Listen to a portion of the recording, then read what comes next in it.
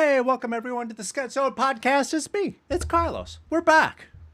Welcome. Speaking of welcome, you guys, this is the first time this dude's been here hanging out with us. You guys, welcome to the show, the one and only. Oh, we weren't recording? Yeah, I think we were. So just keep checking because for some reason there was an error. Oh, Kit's in chat. What's up, Kit? Hello, Kitcha Cat is here. Hi, Kitcha Cat. Hello. Hi. Hey, you guys. Welcome to the show. Charlie B. Williams III. What's up, Sketch Zone Nation? Hey, I'm back. Missed a week, but now I'm back. I know Carlos was crying and stuff, so Jack told me to. I better get back and have somebody over. So I'm back. I was. Welcome. My week is not complete until I reconnect with my. No worries, buddy. I'm here with you. I'm here for you. With my home. Casper Zach. Yeah. That's how they say it in my streets.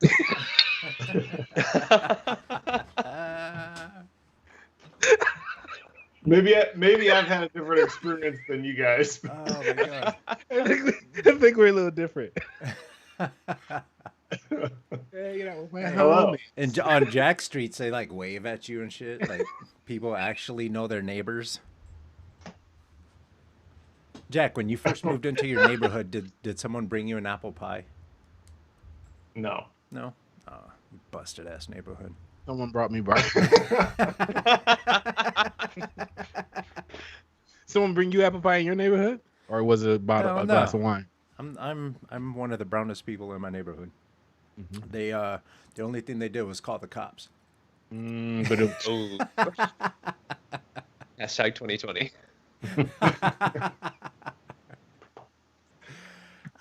So anything happened in the wonderful world of, like, anything good happened in as the world is higher league? Are they? Is that because they're not playing? Wait a minute. Hey, yes. What happened to Ryan? He's gone. Ryan's gone.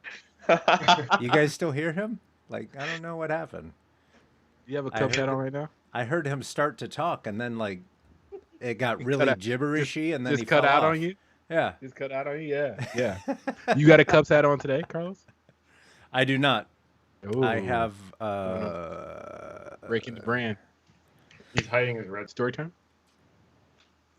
I'm trying to figure out if this is worth telling. Long story short, very long story short. The owner of the Cubs decided to be like the chairman or like the head person of the fundraiser for a certain person who I don't see eye to eye with politically that may or may not be running the country. So I'll watch him, but I'm not gonna. It's been a rough year. It really has. It really has. So. And I know that that's silly. There's going to be some people whose eyes roll straight out of their head. But like, yeah, I just, that's my little silent protest. And it hurts. It hurts a lot because they're, but the good thing is, if you live in Chicago, the good thing is every time I put the Cubs on punishment, they do this. And last time, so it was like 2015. I said, screw this. This is dumb. Mm-hmm. I'm not buying any more Cubs gear. None of this stuff. They ended up winning the entire thing. It didn't work for you that year. 2016. So they're back on punishment. And they're the best team in the league. So we'll there we go. Chicago, you're welcome. That's all I'm going to say. There it is. What's up, Sketch to Animate? Sketch to Animate's in the chat. What's up, Travis? What up, Travis? Good that you're welcome. Good that you showed up. He says, "Oh wow, you show up." Long story long. Yeah, it is. Sorry. Travis has been making little comments about how I talk too much. And I'm like, "Really?" Do you know what a podcast is? No, do you know who Travis is? Travis and Carlos are like, peanut butter and jelly. Me and Travis get on this. Any news? Anything happening that we need to be aware of? I don't know. Nothing I can think of art-wise, unless you want to go into the other stuff. Oh, you know what might be good actually? The sculpting thing on the iPad. Oh yeah. I think you said that to me, Charlie. Nomad, yeah. It's pretty cool. I mean, You like it, Jack? I'm not really a sculptor, so I'm a terrible judge of this. But don't believe him. Huh? Yeah, I've seen your Instagram. I don't believe you're bad at anything. Don't believe him. But it's pretty cool. I'm kind of like blown away by how good the iPad is. It's pretty intuitive. I didn't really have to read any instructions. I didn't have to watch any videos. I just kind of went. Obviously, there's a ton of functionality that I don't know about, because like Steve Talkowski's doing all sorts of like crazy stuff, modeling full-on characters and stuff, and 3D printing them. And did he really 3D print them? Yeah, Steve's everywhere. Not from that app, but he does. I mean, he's already got them off the iPad and into ZBrush or into whatever the hell he's doing. But yeah, it's pretty slick, and it's like, from what I understand, it's just like one person, one woman made it. Yeah, I assume she's like a modeler or something. Yeah, it's pretty cool. It's worth, I think it's like $12 or $13. $13, yeah. Mm-hmm. But it's fast, it's responsive, it's pretty cool. Doesn't overheat your iPad. I'm using it on my older one too. So I know Jack. I don't know, Jack, if you're on a newer one, but I'm on an older iPad. Whatever this one is, I don't remember which one it is. But yeah, and I'm using the older pencil too. So it's been really nice too. Pencil. So it's been really nice, and like every time I find something, Steve's already there or in a forum somewhere. I feel like Steve's like I told you guys to sign up for that email list of 3D artists and VFX and guys and all that stuff. And the first person to reply on my like welcome email was Steve Tukowski. Hey, I know that guy. Similar to when we first met him, Carlos, years ago. He did the same thing. That guy's awesome. I know that guy. And then gave us a plug for Sketch Zone. He straight up stopped his presentation. Yeah. And then many people turned around and was like, and you could see one person writing something down. I was like, should I write these people's name down? Yeah. And then we were like, we didn't do any kind of like, yeah, hey. We just like, cool, thanks. I didn't even meet Steve yet, really. He knew you first. Yeah. And I hadn't met him in person yet. Well, I guess I should say I hadn't met him in person yet either. It was like great. Hey, Dylan Draws is here. What's up, buddy? What's up, Dylan? Welcome. So cool, Ryan, have you been able to check out that app? No, I haven't downloaded it yet. But Charlie did tell me about it last week, so I have to, because I feel like responsible to at least check it out if he's recommending it. Yeah. There's one other good one too. That somebody mentioned to me too, and I'll look it up for you before the end of the show. But there was two of those. So it was Nomad and one other one. But I've been using Nomad. It's been excellent. I've just been playing around with it. I liked it. Yeah, I love what Steve Tukowski's doing. Check his Facebook out. He's been like you're able to. What is it? Sketchbot on pretty much everything. Yeah. Sketchbot. He sketched a guy like laughing with his face open, mouth open and stuff like that. So like you're able to export it out as like I think OBJ or whatever. Yeah. So you can get straight into and then keep going on in whatever program, or just go ahead and throw it in Blender. Keep sculpting in there on it. Ooh, that's a good idea. Yeah. $12 and Blender, and that's it. You're professional. How different is it from ZBrush or Mudbox? I call it exactly the same with less features. So like the sculpting, how it feels is no different. You get really used to using your left hand to kind of, or if you're right-handed, vice versa. With one hand to like arc rotate around the model when you're not touching on the actual model, so that you can use your hand with your pencil, to like sculpt. Yeah. So I just kind of like, and then you pinch to zoom and like 2 fingers for pan left and right. It's really nice. And then they have like a crease brush. They have a grab tool. They have a smooth. Like Jack said, you can get there too. You can do a little poly painting on top of it, a little bit. Oh. Yeah. Mm-hmm.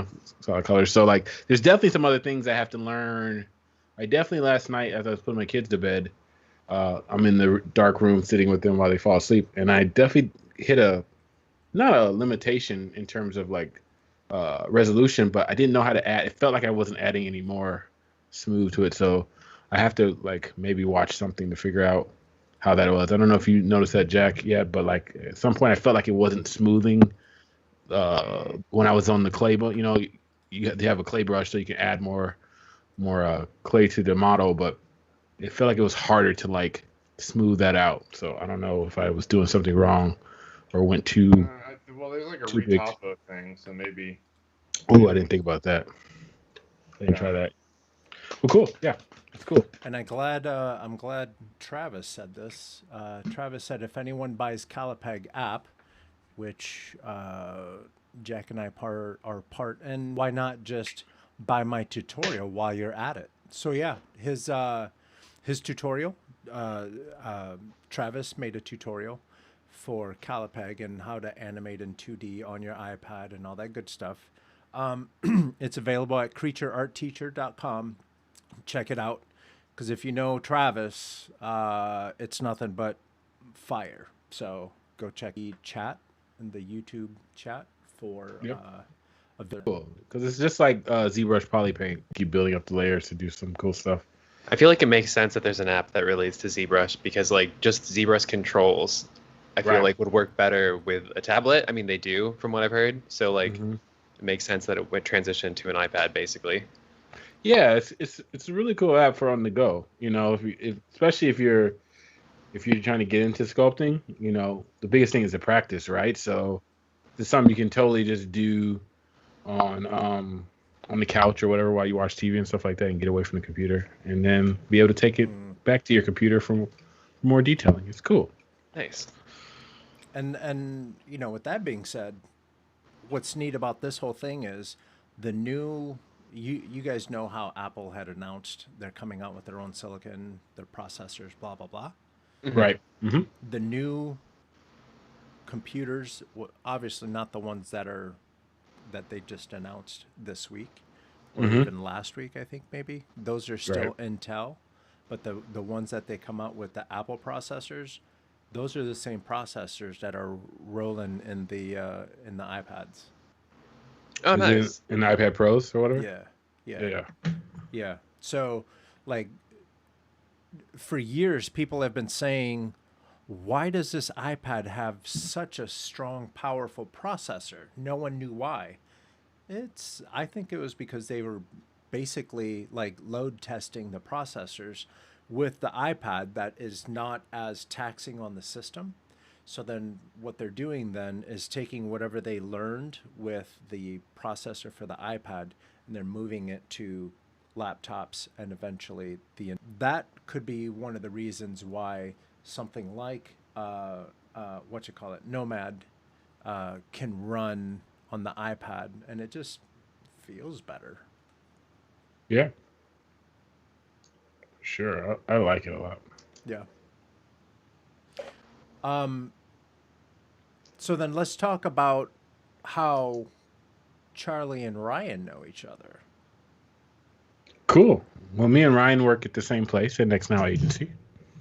But Ryan's a amazing motion designer, experiential designer at the studio. And yeah, that's how we know each other. Ryan. You want to get back to the first time we met? I'm super socially awkward at any kind of gathering. I don't talk to people, so I forgot who convinced me to go. But out of nowhere, Charlie comes up and just like starts talking and being my friend, and I was like, I don't know what to do right now. And then he was nice. He broke the awkward. Charlie and I were friends for a year and a half before I even knew his name. What? Say, hello, homies. What's up, homie? What's up, homie? No, yeah, Ryan. Me and Ryan have another mutual friend, Patrick Coleman, and it was at one of his epic Halloween parties. And with that being said, the whole network of friends that work in the local post/motion industry, me and Ryan knew a lot of people adjacent to each other. And someone told me about Ryan, and that's how we got introduced, because Ryan does a lot of 3D stuff and stuff like that. Oh, cool. And they're like, you guys should talk. I was like, all right, cool, we're talking. And then that's how it was. Charlie was like, too late. We've been friends for a year and a half now. Yeah. I'm a 3D person who doesn't use Cinema 4D. So that's rare in Chicago. It's going to be spicy today, huh? Yes. Here we go.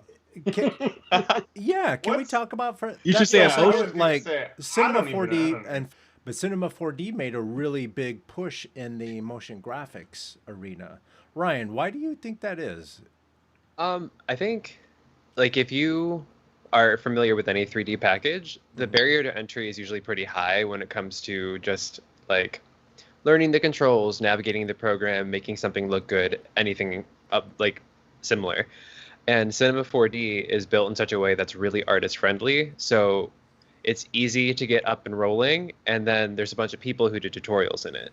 Yeah. So it's like, not only is it pretty easy to get into, but you also have all these free resources that you can teach yourself on. Subsequently, I personally, in my experience with it, have found it to like, it maxes out at a certain level. Like you can do a ton, like a lot, and studios run on Cinema 4D. Yeah. But when you get past a certain level, I think that you just have to switch to one of the programs that were purely built to be that. I mean, like Cinema 4D is, but it was also built to be marketable. So. Yeah. And in the be specific, Ryan, speaking of a lot of motion designers that use it, since it's big in motion graphics industry. So he's a motion designer that uses, Maya and Houdini and stuff like that for his work, rather than Cinema 4D, which the barrier of entry for like designers was pretty low for cinema. And it's a nice, ease in where traditional motion designers who learn After Effects, 2D skills, and animation, compositing, and all that stuff inside of After Effects, they start to hit a ceiling when it comes to like integrating 3D. There is some pseudo 3D stuff you can do inside of After Effects, but eventually people start to need that like full-fledged 3D package, so they start moving into Cinema 4D. And there's been a lot of other motion designers that are pretty famous with doing tutorials, like you're saying, and it's become like the standard when it comes to motion designers. But then now you even see in the last couple of years that new tools come up, new third-party renderers come up and stuff like that. Houdini's made a really big push in that industry too. So it's just that need for designers to want more, and want to do more stuff. So, for some people that's with cinema, but others move into other programs and start to like build that Swiss Army knife of different things. So Ryan, you're a senior designer, right? Yes. Would you, like, if you were talking to someone who wanted to follow in your footsteps, would you suggest them learning something like a Cinema 4D, or do they just bite the bullet and jump right into a full-fledged 3D program? I think Cinema 4D definitely start with just to learn and be familiar with 3D, and understand its limits and capabilities, and then what it's actually good at. Like, I'm talking about how there's a hard limit, but it's really good at motion graphics. Like, the tools that it developed are purely, in my opinion, like geared towards that. So if that's their output, great. But I also would suggest anyone getting started, like, don't look at 3D or animation. Like, I'm like, for real, because I think the strongest artists and strongest designers start from somewhere else. Yeah. Because when you like inundate yourself with a bunch of like, I'm going to do design, so I'll only look at design and do exactly what they do, you lose your own perspective. That makes a lot of sense. Yeah, because like if you spend a bunch of time on YouTube learning tutorials, your stuff is going to look exactly like the stuff that you learned on YouTube. Exactly. Yeah. That makes a lot of sense. You can see some of the best. Even I learned this even in my first year at EA. Like, there were some of the best environment artists came not from just like a game background or an art school per se. They were doing architecture first, or they were doing, some of them were actually doing design first, design and architecture. So then when I'd see these guys that were like the same levels as me, and obviously I was good at what I did, but what I looked up to them was because I literally watched them literally draw out the whole scene that they were working on when we were working on Def Jam Icon, like down to the building, like perfect draftsmanship, because they went to school for 3 years for architecture and then decided to switch, and then took a year and did design and something else, and then just happened to get a job, so just went in with that. And you see a difference, or you see a difference of, I still think some of the best character artists that have become character artists were illustrators first. Like, they were straight 2D, and I push any 2D artists that I meet that are really, really good, try to get them to learn ZBrush or some tool like that in sculpting, because I feel like once they get out of their head of I'm only a 2D guy and they like start to think in 2D terms when they're doing 3D, like it's amazing, you know. And you look at some of your favorites, you know, a lot of them can draw and do really good illustrative work too, you know. So coming from a different side. So no pressure, Ryan, but how did you build up? What skills did you focus on to build up to get into where you are now? So my college started, like I started my first degree in photo. So I was doing advertising photography.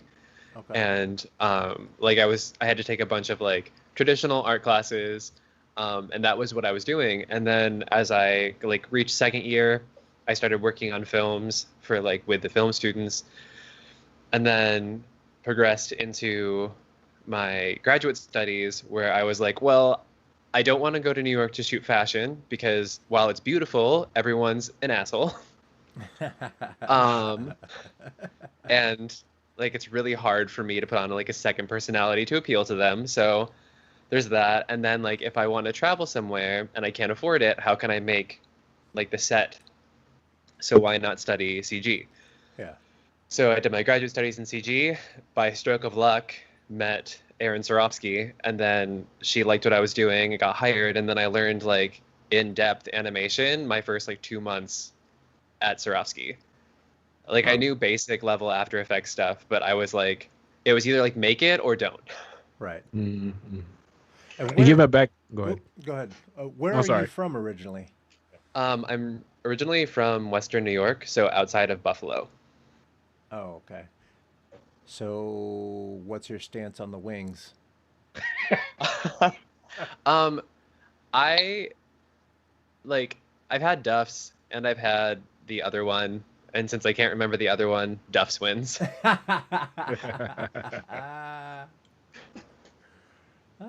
That's awesome. We're flipping through your work right now. Oh, cool. Nice. Yeah. And give me a background. What's Sorofsky so they know? Since now you said that was your first job. What is that for? Crystals. Oh, okay. So yeah, Swarovski is the crystal company. Swarovski is like it's a company in Chicago. They do a lot of like design-driven work for broadcast, film. That's where I did what you're looking through now, Guardians of the Galaxy 2. I did it while I was working there. Can we?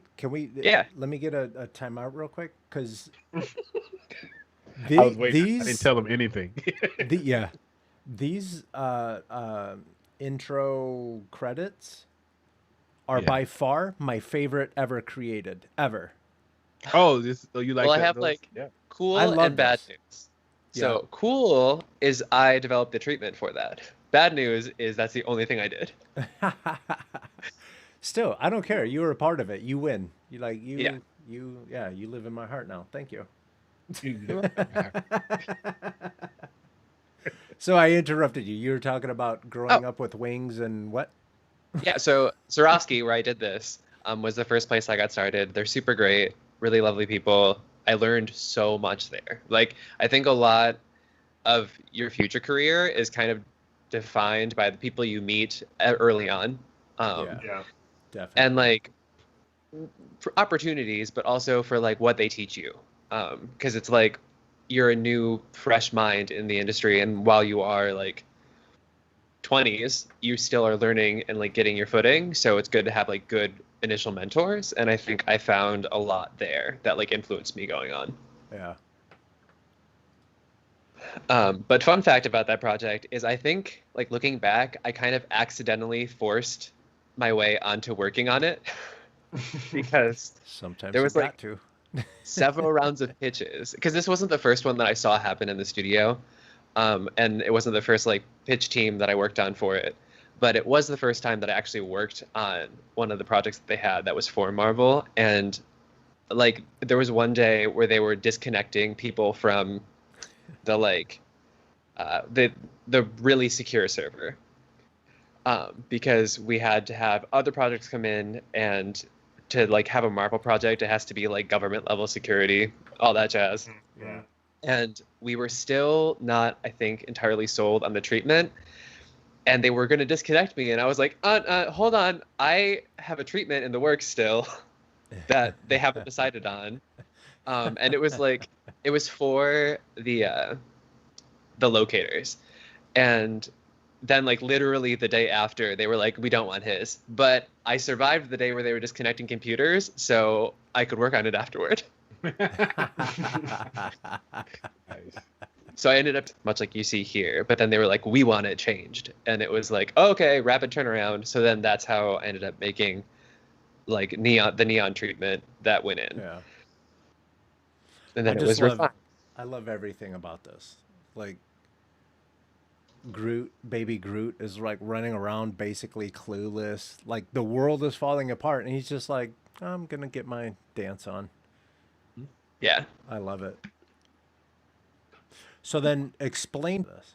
So basically all of the things that you see, like specifically for Guardians, it was like 2D type treatments, but that's how they want like their 3D stuff. And so when they asked for a new one, because they didn't want to do 3D type anymore, we basically had a list of like all of the people that were in the film. And then I think Duarte had made originally like the original typeface. Yeah. And so we all like pulled that from Duarte and Illustrator. And then we just kind of were like, what are different looks that like relate to the franchise, that like make sense, that are legible? And so like I made one that was like red and gold, and then I made a neon one, and then I think one other one, while other people kept going, because it was like everyone who if this is just the intros, like this movie is going to be bananas. Yeah. And it was. I loved it. It's such a good movie.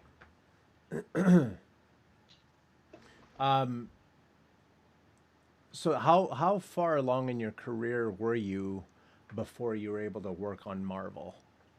So that's where I was like super lucky, because I wasn't even, that was like at the year mark basically. Yeah. Which is real weird. A lot of people like to be like, you can like pull yourself up by your bootstraps or get there through hard work. Nope, a lot of it's luck. Like a lot of luck. It is, yeah. What are we looking at now? It looks like part of an engine. Okay, so this was for a client we had, SNC, and they're an electric company in Chicago. Mm-hmm. And they like they wanted to have an attract loop or like intro video to their CES booth. Mm-hmm. So my art director was like, I don't know what you want to do, but give me a title sequence. And I was like, okay. I got a treatment. Yeah. And SNC Electrical Company, they specialize in all the technology that's at the top of the power lines that then tell the main base when a power line goes down or shut off power to this section of the neighborhood because there's a broken power line. And there's all these different types of like pieces of equipment, like interrupters and all these other different things. They're all basically help reroute power. Yeah. So that like you don't get fires and all this other stuff, So like when, California goes out of commission too soon because power lines goes down. It's because all your power lines. We won't look at that project. All those power lines don't have these different things on the tops of them to let them know to reroute things. So then you have live wires that then eventually start to catch fire and catch fire to shrubbery. I learned all this because when we were working on this project, that was happening at the time, and we were doing this. So it was very telling because I watched a lot of explainer videos on this. So like it's really interesting. And we were tasked to just we did this full booth takeover complete with green screen. So it was like a virtual production, but more so live at an actual booth for CES. So the people that would come into the booth would stand in front of the green screen, look at a huge LED screen in front of them, have basically what we call like a commentator or a person guide them through via iPad app. And when they looked at the screen, they saw themselves in the environment live while the person talked and then controlled a live Unreal scene, that looked really cool as they told them about their different products. It was a really cool booth.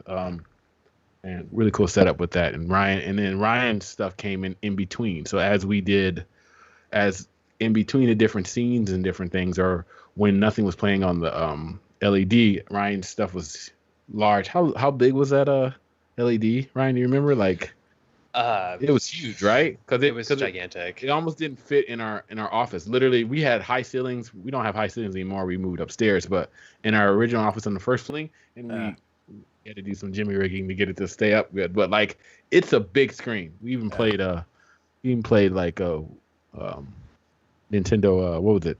Not the Wii. Breath of the Wild. Yeah, we're doing Breath of the Wild. A couple others on it. It's like it's really cool. It was really cool. The LED was the biggest LED I've ever worked with, and it was really, really nice to see your work up on a screen that large.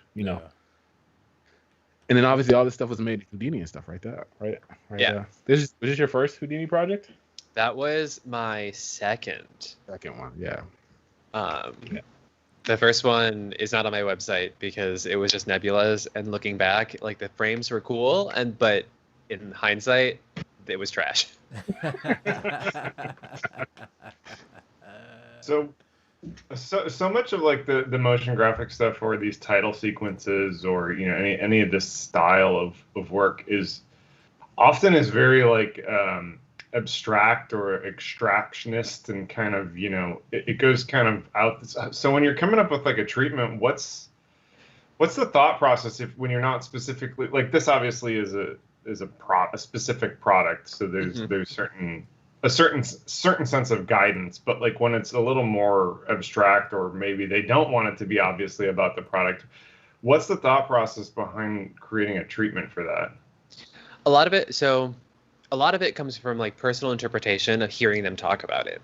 So you can get a lot from just like listening to a client talk about their idea for like how they'll go about it.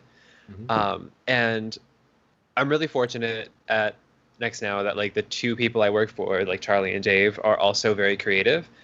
So like they'll sometimes provide a leaping off point, but for like S&C, they were like, I think it was like, we don't want it to be a product video and we don't really have any limitations. And I was like, okay, cool. Well, this is really boring. So how do I make it like really fun for me? Yeah.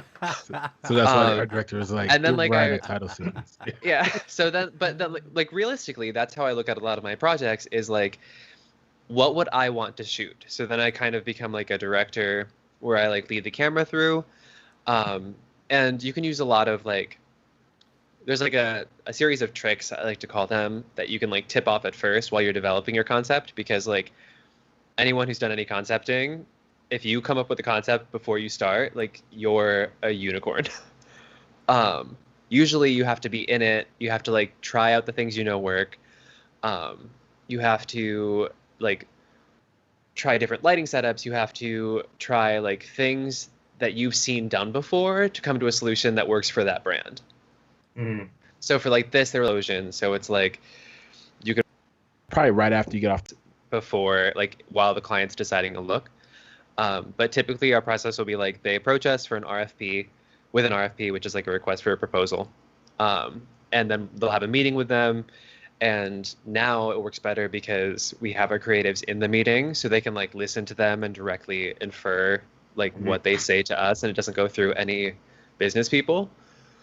And then if the project, depending on the client and depending on if there's a middleman, we'll sometimes do a mood board so people start to hone in on look and feels, because a lot of times you'll get with other creatives like, I don't know, make it pop, or like give it some pizzazz, or like needs to look premium. It's like, okay, there's like a lot of premium things that look like shit, so what are you talking about? I've had someone say, "Can you pick a different font? This one isn't friendly enough." Yeah, like a client is weird. Also the worst and the best because they pay you, but the ones that pay are the best. Yes. So we'll do like an initial kind of scatter shot of what things are. So we'll pull color palettes, we'll pull potential UI treatments, we'll pull like framing. I like to look at my mood boards as like sort of a directorial treatment, mixed with like look, so they kind of get the vibe. They do style frames, and like it's really important to be a good visual person when you make those, because that 100% dictates how the rest of it will fall. Like if you make a shitty style frame, the project's probably going to look like trash. Yeah. Well, like realistically, That's because true. all the design development that you should have done and all of the perspective that you should have put, like when you disperse it to your team, unless you have like a unicorn person on your team that's like, I can make this better without making you angry. Like, Right. No, that's a great point. Yeah. like it will come out pretty bad. So, yeah. Yeah. He makes his style frames in a way where like you're trying to hit just one frame or one beauty frame, one still of what the whole thing's going to look like. That's why they call it a style frame. So in other industries, you might call it, you know, a piece of concept or something like that. But for motion and like agency type of work, giving them a frame of what it's going to look like is how you're supposed to do it. And then that way they can add to that frame, take away, or tell you to do stuff. So that way you can just go back and make it and then animate it. And then there goes what happens after the style frame process, right? Oh, well, so like, also side note, importance of giving a really beautiful, like fully fleshed style frame is that you're trying to essentially win the most amount of time during production that you can possibly get. Yeah. Oh, yeah. You like, nothing is worse than a client constantly being like, hey, what does it look like now? It's like, you're going to see something in progress and then you're going to give really weird feedback and you're going to hate us because you're going to see something in progress and you're going to think we're not doing our job because you don't understand the process. So like, it's important to win that trust at the beginning as soon as possible. Right. But usually right after a style frame, we go directly into production and our stuff gets divided out depending on who's working on the project, what it entails. Fortunately, I've had the habit of like building my projects for production. So like my style frames take a long time at first, both because I'm coming up with shots and the look, but when I'm coming up with the look, I'm also developing like a tool, or like for the Interrupter things, I had made the effect that was later used in animation. So like it was like literally being like, okay, now I have to keyframe this to make it work. Right. And I can just run it through what I already made. That was the break apart ripple thing you saw about, yeah. Yeah. And do you find? Oh God. But this will be fast. And to kind of put it in somewhat layman's terms, the design process is very much like a building process. Mm-hmm. And when you say style frame or style sheets or anything like that, you're basically building the blueprints. Yes. And all of this stuff is you're basically, the more information that you can have approved and you continue to go down the production line, the more information you have, the more clarity you have. The more clarity you have, the less time you're wasting trying to figure out what it is that that the client is looking for. Yeah. Right. Go ahead, Jack. Yeah. Well, this actually, it fits pretty well because this is kind of a multi-parted question, but kind of based off what Carlos just said and what you were saying, you know, I think it's really common, at least I've experienced it, especially in animation, you know, artists and production houses get really frustrated because the clients need to see everything finished like right away, right? Like they don't have the vision for the final thing. But I think what you're explaining makes a lot of sense, and it actually is an interesting way to sort of invert the process and look at it from a healthy way. So I guess the kind of question is, you know, when you're designing these style frames or these concepts that ultimately, assuming one of them gets chosen and has to get pushed through the pipeline, how much is it kind of just like a totally like the sky's the limit, do just what's awesome and what's going to sell it, or how much consideration is taking in for like producibility and that kind of, you know? Oh, that's a good question, Jack. That's such a good question because I have run into many times. Someone's a director. And I won't name where for sake of You're so silly. For sake of civility. Yeah, exactly. But there have been many times where people will just photo bash a frame together with things they find on Shutterstock, which then leads to impossible results, especially when it's something you've never done before, like water. Like, it's absolute garbage if you promise to do water, because water is an entire department's job. Right? And let's take 2 seconds. That is why when Pixar wins all the awards for short animated films at the Oscars every year after year, that's why that's why literally all of the characters are always either on the beach or underwater. Yep. Always. 100%. Because no one can pull it off. You have to have an obscene amount of computing power to pull off water. It's obnoxious. And then like the barrier to it being good, I like have never reached the point where I'm like, oh, that's a good water splash. Almost did with a mock tampon commercial, but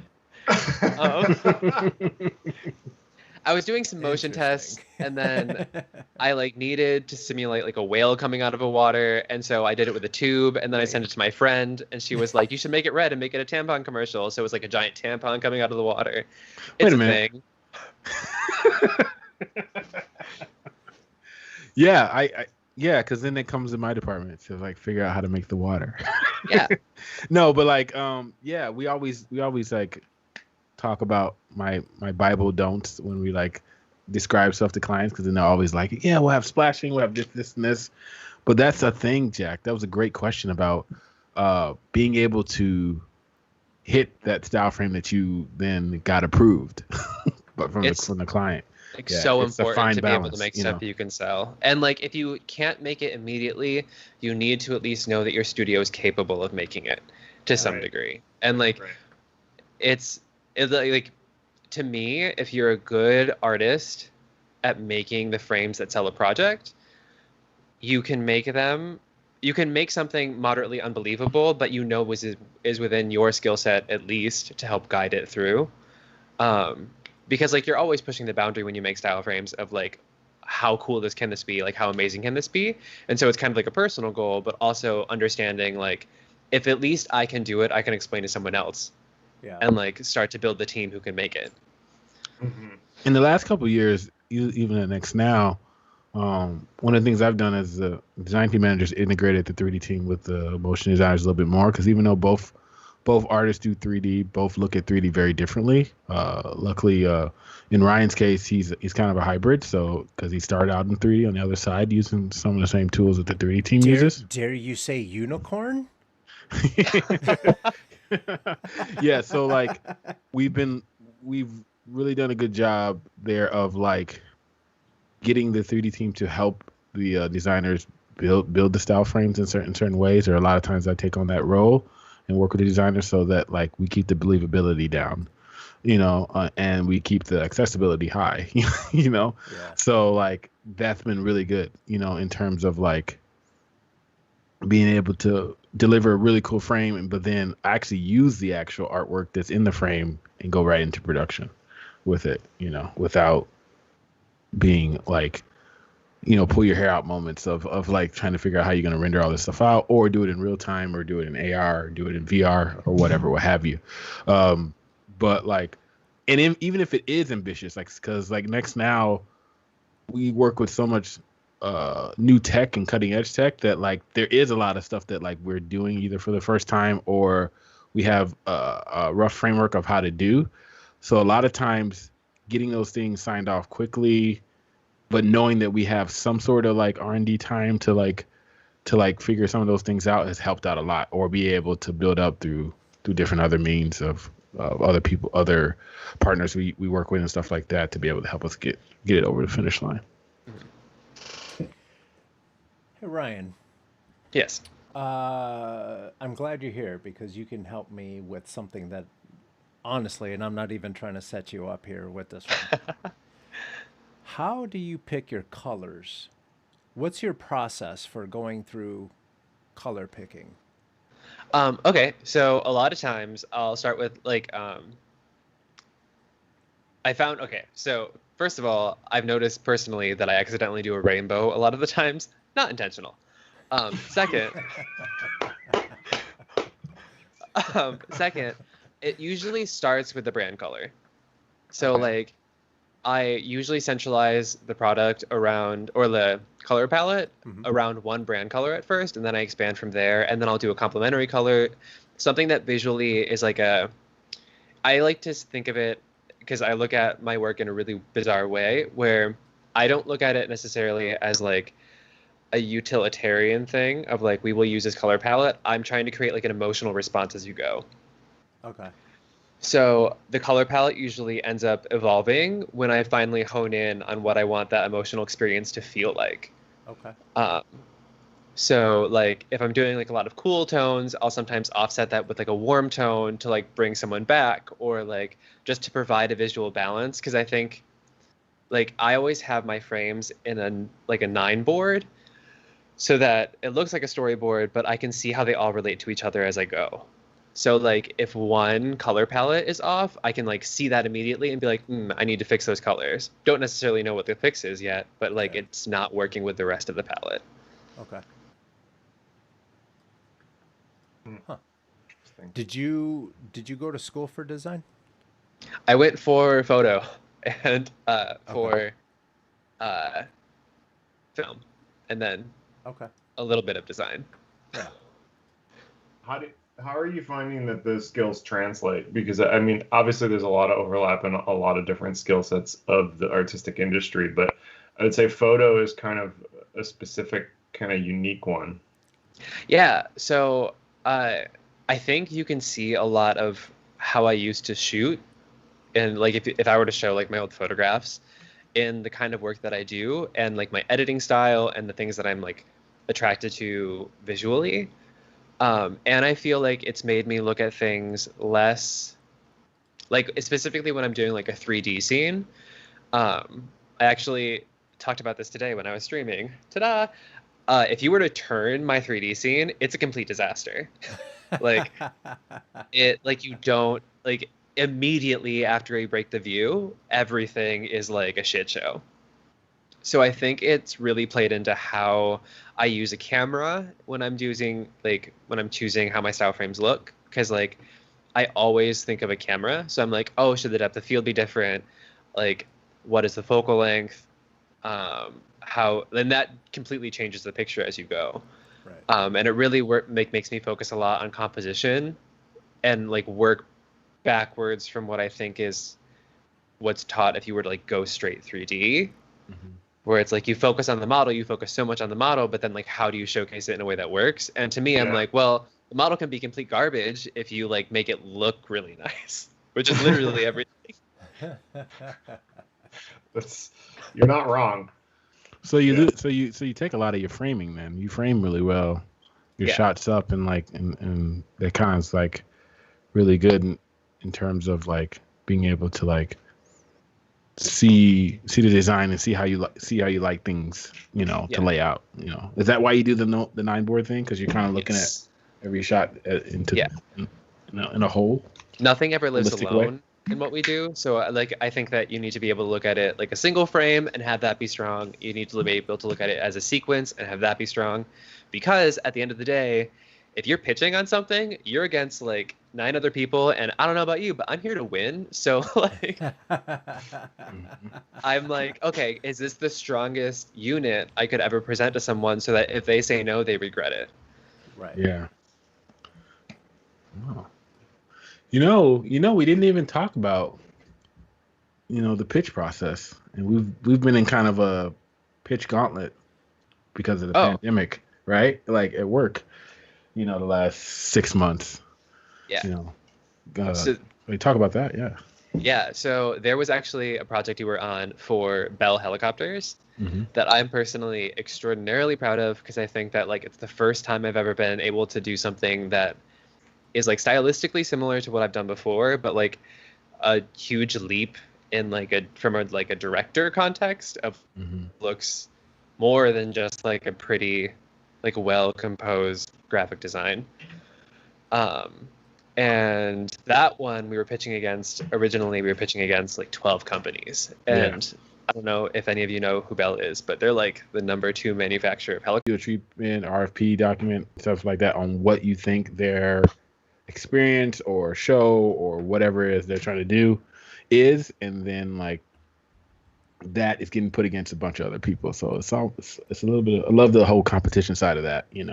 I think people miss out on that part. We As talk about long it. as you got a squad, yeah, competition is cool. If your squad is trash, you don't want competition. You want to be lucky. You skate into some things.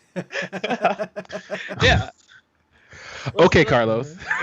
Like I also look at pitches as like it's the most fun that you get to have on a project. Like, right. If you're doing it to win, you get to walk away with these frames as an artist regardless. So like, why not make some cool stuff that you can put in your portfolio? Right.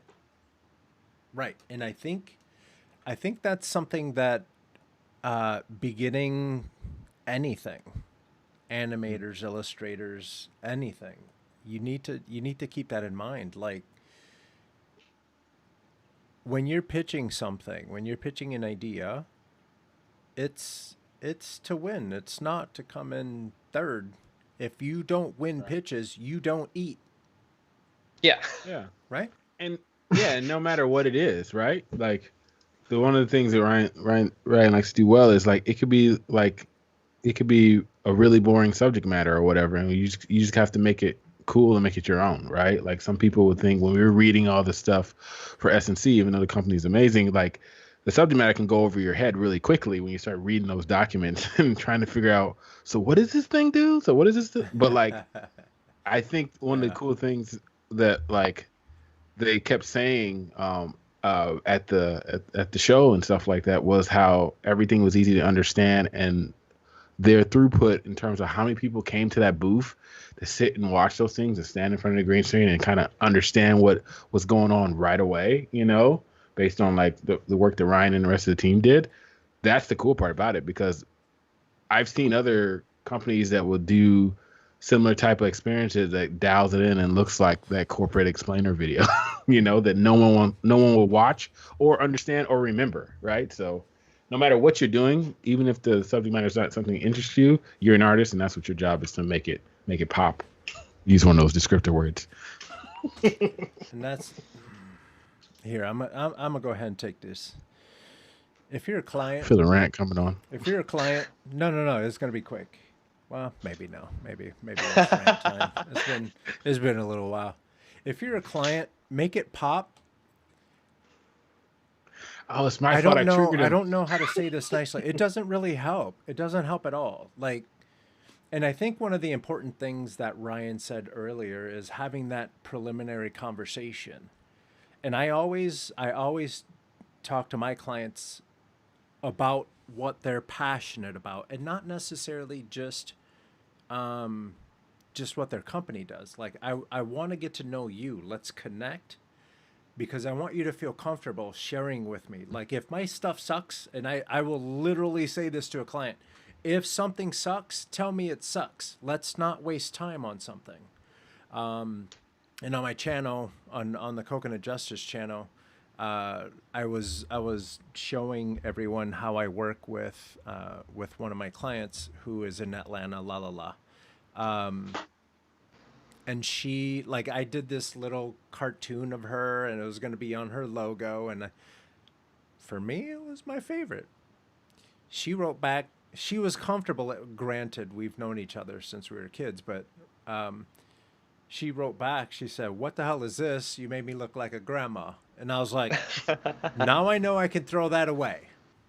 You don't, like, my work has been beat up so often that it just doesn't hurt my feelings anymore. Just.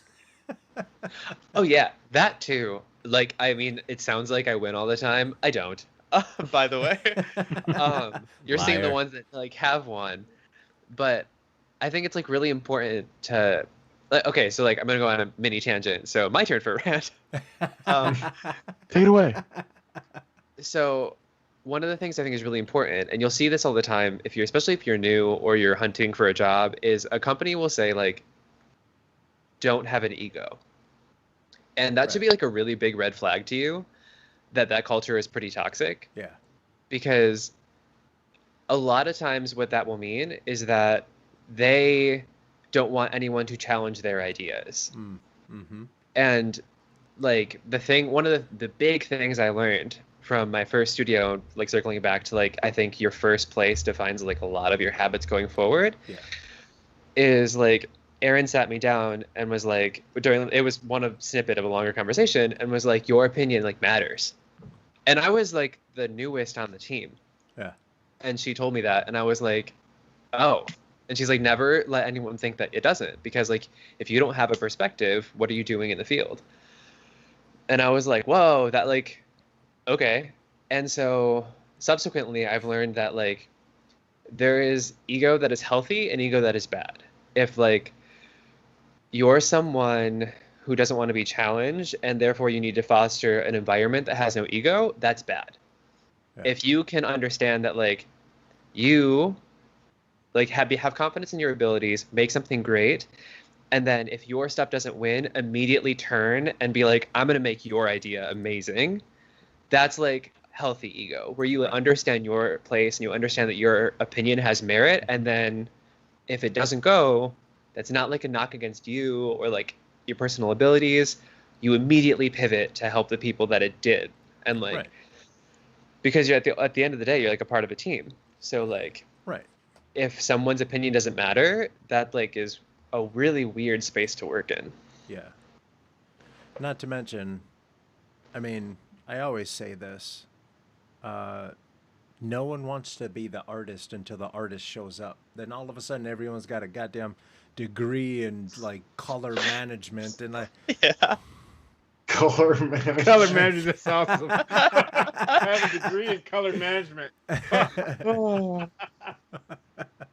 Or whatever, you know what I mean? So it's like no one really wants to get in, and you need to understand that happens. All of a sudden, everyone says, well, that color or that font or whatever. It's easy to beat someone's stuff up. But at the end of the day, what you need to remember is you are trading that time for cash later. Yeah. If you're not writing the check, what do you care? I mean, unless you're on salary and you're already pulling 100-hour work weeks, and that's a ripoff, and you might need a new job. But been there, done that. Been there, done that. But the thing is, like, this is where you find out how important these mood boards are, and the everything that we've been talking about, the preliminary steps to build up to a successful product. That's why it becomes very valuable, because as the production team, anyone who has ever been on the production team knows that you are going to work. You just put in the time, and you just, you make sure you go up to the lunchroom and you get your dinner that you got at 7:00. You make sure no one ate your dinner. Am I lying? No. Oh, so many days like that. So many recent days like that. Jesus. Yeah. Yeah. I was working at a place where the project manager said, I don't know, just build something and I'll let you know. And I'm like, every time you say that, it just adds another 3 days on top of what I'm doing. Like, can we just plan it out? No. Just build something and then we'll see how it feels. I'm like, oh boy, it's going to feel like some knuckles in your eye socket is what it's going to feel like. Wow. Is that the same as I know it when I see it? Oh, yes. That's another one. That's what it is. Oh, that's another one. Like, I just need you to like think for 4 minutes about what you want and tell me, because that will save me 4 days. Right. Mm-hmm. And you know what's unfair too, now that we're completely complaining? We're here. I must have some issues, some unhandled issues. If me, as the person that is making the thing that you're looking forward to, and I'm asking you questions, whether it's and by client I mean whether you're talking to the actual client or you're talking to your project manager or whoever is waiting for you to finish. That's ultimately your client, right? If I'm talking to my client and you don't have enough time to have this conversation with me, that's just completely unfair. Right? Mm-hmm. I continue to tell my clients, like, look, especially with logos, it's magic. I said, look, it's going to be a conversation. We're going to talk a lot. I'm going to get to know you. I'm going to get to know your personality, because your personality influences, for me, it influences what your logo should look like. You don't want to have like a super high powered logo and someone is trying to sell like chamomile tea, right? Yeah. So those are the things. And so if we're having a conversation, you come back to me and you say, I don't have time for this conversation. Well, then you're not part of the team. You're not trying to find a successful solution to the problem. Mm-hmm. You know? So I always tell people I over communicate, not for any other reason. I'm just trying to figure out what's happening in your brain. This is not my logo. This is yours. I'm trying to interpret what you want to see. Mm-hmm. And those are all important conversations that you have. Oh, yeah. Yeah, for sure. At the end of the day, if you're working on a project that should have taken 2 weeks and now you're starting month 3 and the budget hasn't changed, like, we have an issue.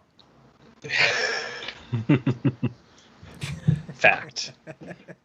Mm-hmm. Let's go back to New York. I want to talk about New York a little bit more. What was it like growing up in Western New York? Well, you'd be really surprised how many of them don't understand that New York was not in the Confederacy.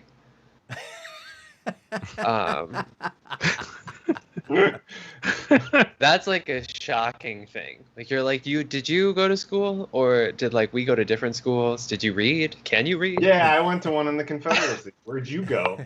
Yeah. Me too. It was in Maine. Right? And I'm just like, I don't think you understand history, but okay. But like, I grew up in a really small town. And that's why I think that like so much of like unspoken success is luck, because like this really small town had like very fine education. Sure. And then like I went to a slightly bigger city and then learned stuff there and thought about going to New York City, but New York City is trash if you're not rich. Like, I'm just going to throw that out there. I can see that. Like, if you have to ride every day, like a 2-hour train, that's not a good life. Yeah. And you're just convincing yourself that it is. Or if you have to make $50,000 to be homeless. Yeah. Like, you should be able to like afford something somewhere. Cab rides are $30,000. But like, overall, I wouldn't give up like moving. I'm glad I came from New York, because I think it influences my personality, which I think I prefer to like a Midwest personality. Shots fired. Choose your next words wisely. Here we go. I just like, I think there's like merit. I think that being blunt is good. Like, I don't want to like sugarcoat something or pretend that like I like someone. I just want to be like, no, I don't like you. It's not personal, and move on. Fair enough. You don't come to San Francisco. Well, actually, no. San Francisco's changing. Well, San Francisco. Oh, I'm moving to LA. Surprise. Mm-hmm. Oh, does Charlie know that? Yeah. I'm trying to get Charlie to go too. Well, we've been trying to get Charlie. Look at Charlie got nervous AF. No, I'm not nervous at all. Nah, I'm not nervous. We've been here for years now. One day you will be there, Charlie. Yeah. There was a couple times we came close, huh, Chuck? Oh, yes. Couple times. Close. Very, very close. Oh, yeah. Are you? Is Next Now opening up out here, or are you leaving, or what's going on? TBD. Not at liberty to say. Yeah. Okay. Oh, well, it's more like I don't genuinely know. Okay. Yeah. If like it's my move is set in stone, so it's more up to them like how they want to move forward with it. But I'm pretty pumped about it. Yeah. We've been doing a lot of obviously we've been doing a lot of remote things and stuff like that. So like the notion of still having Ryan doing remote stuff and doing different things is still a possibility. He's in talks and stuff like that as we speak, but hang on, let me we've ask been all something real remote. quick. We've been Let me remote ask for something. Management. Hang on, management. Hang on. what? Hey. Hey Ryan. Yes. Are you currently working for Next now? Yes. Are you guys forced to go into the office at all? I haven't been because Okay. I didn't ask you all that. Okay. But other Hang people on. have been. I'm Kamaleing you right now. So what you're telling me is you have proven to be able to be a successful team member while working from home. This is true. Management, what do you have to say for yourself? Shut up. Yeah, we've had great success from working at home. So Yeah. That's so back to our original question. Since all of us can work from home and be successful team members, Charlie, when are you moving to LA?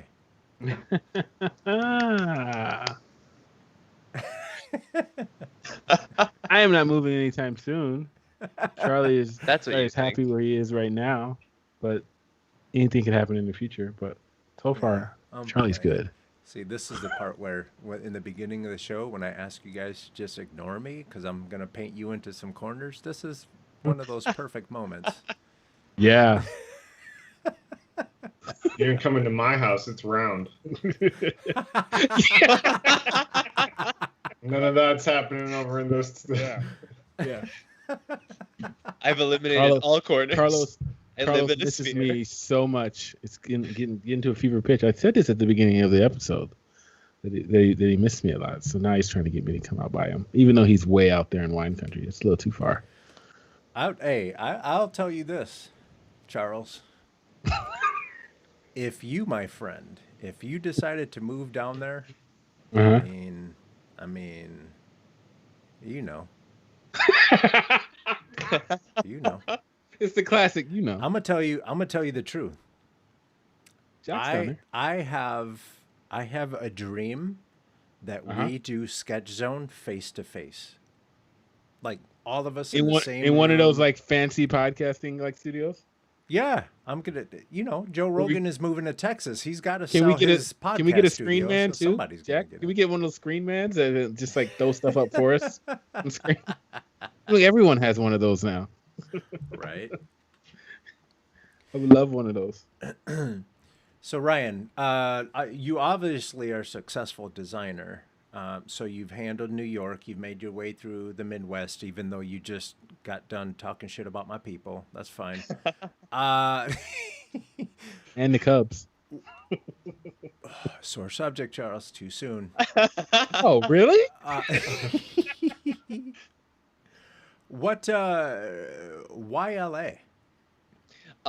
So I have friends that moved out there that are like, this would be great for you. Mm-hmm. And I think it's just like the next logical step for me as like a career. Mm-hmm. I think there's like a lot of opportunity out there that I'm more drawn to, both in and out of the field. And I think that like, I don't know, I think if you stop moving, or at least for me, if I stopped moving, I would be really sad. So I'm like, this is the next bigger thing. Like I keep chasing bigger things until I like have none left to chase. So, and that's a cool thing with the career path that all of us have taken. There's always a bigger thing. Always. And that's what's exciting. Because I understand what you're saying. Like, what too much sitting around you're just like, oh my God, what am I doing? Yeah. Whereas and it's not like you're trying to jump around and be afraid of settling down anywhere. It's just keep your doors open. Yeah. And I think there's like a lot of people kind of look at people who want to like keep jumping places as like flight risks, but it's like understand that like if you get someone like that, they're going to throw their all into like the work that they do for you 100% of the time until they're ready to move. Like that's the caveat is like they will move on. You know? So it's like but while they're there, they're crushing. Exactly. And that's a little bit of a wake-up call for management too, because like I've worked at places that they really do work you to absolute death, and then they're surprised that people don't want to hang around. You like those days of working someone like coal miners. I'm assuming I've never been a coal miner, but I assume it's like a really hard job, and because of the danger level, there's no time for pleasantries. It's like, go grab that axe, do this, and then there's like you were saying, there's no real time for trying to be someone's friend. It's like, get going. But those days are over with. If you're trying to, basically, if you have a creative and you're squishing them, they're not going to be creative. Creatives need to feel that space, and they need to be able to explore. Like on your website, you have a link for explorations. Yeah.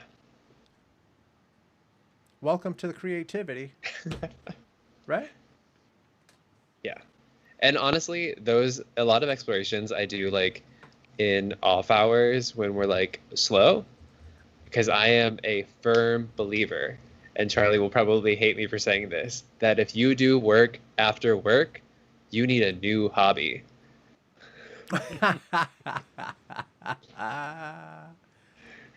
It's funny because when we talk to students, old conversation, Charlie will always be like, you need to be able to like, this should be like what you do all the time. And I'm like, if you do it all the time, I never want to work with you.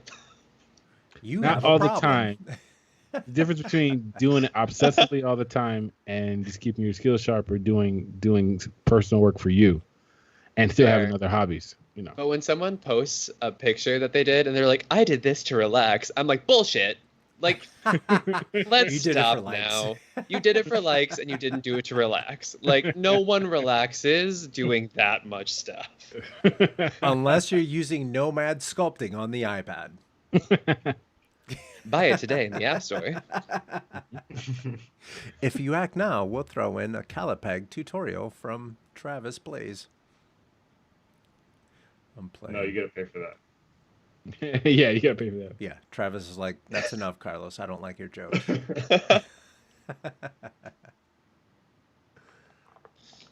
out to Elizabeth. Elizabeth is here. Hi. Sorry I'm late. Hello. How long has the stream been going? Only about an hour. You haven't missed anything. Wow. We just got done with shows.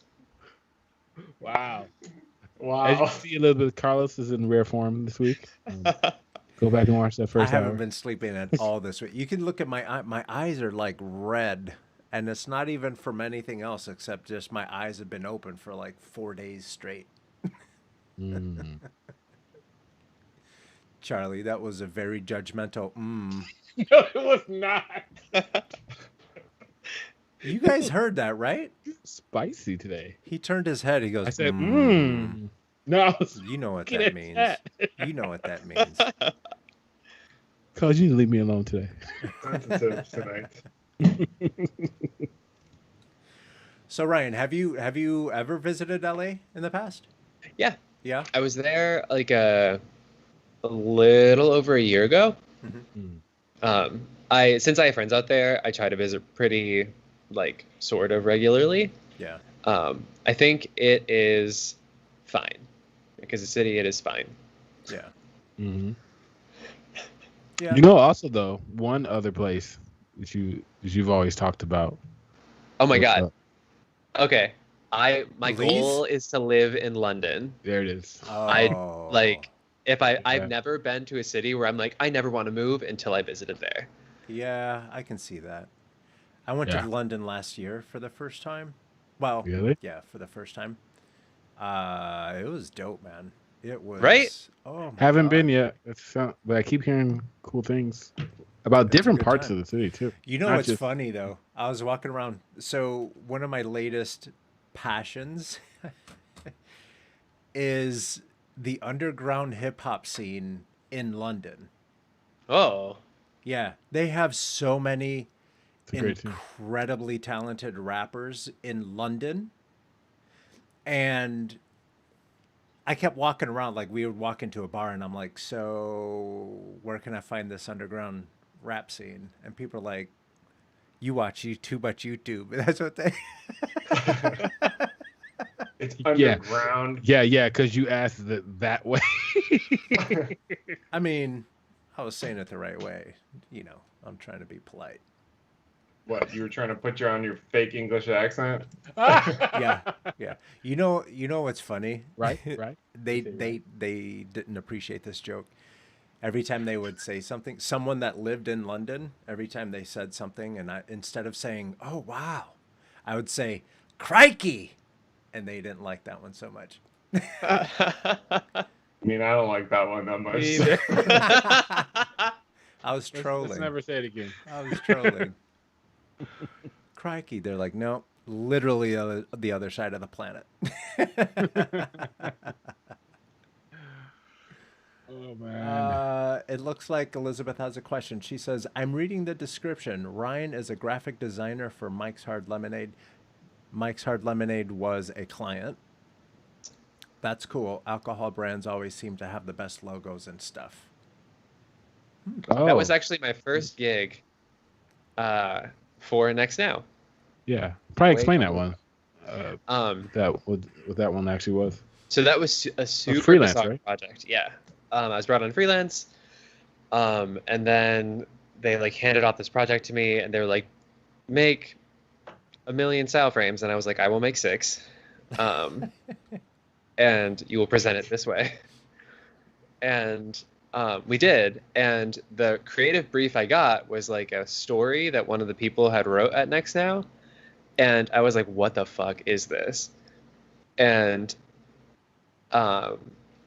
then we asked them about brand guidelines, and they're like, we have none. Or gave me, like a really And they were like, this story makes sense now. and I was like, what is going on? And they were like, we just need like designs. And I was like, I'm gonna doodle and hope for the best. So here you go.